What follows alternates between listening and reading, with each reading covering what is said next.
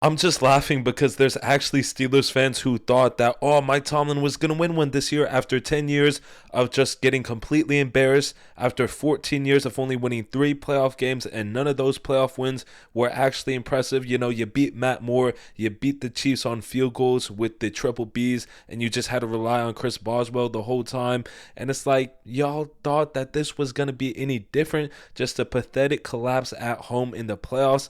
You know, D'Amico Ryans is 41, Aaron Rodgers is 42, and Mike Tomlin's scheme is 88 years outdated. And there's people who doubted me when I talked about that, but then you have a Hall of Famer in Julian Edelman who dogged the Steelers in the playoffs, talking about Mike Tomlin and his scheme is outdated, and they run the same shit over and over again.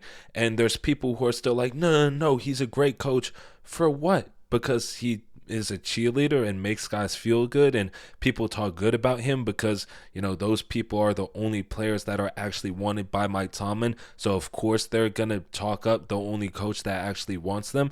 I mean, is that your only reason? Because on film, it never looks great year after year.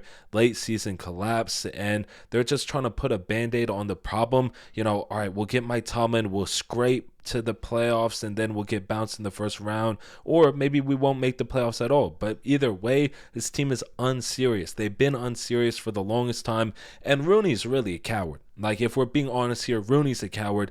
No coach goes 3 years with no playoff wins without being fired. Nonetheless, 4, nonetheless, 10, nonetheless, in that embarrassing fashion time and time again. But again, Rooney's a coward. That's who he is. And that's what the Steelers organization has come to.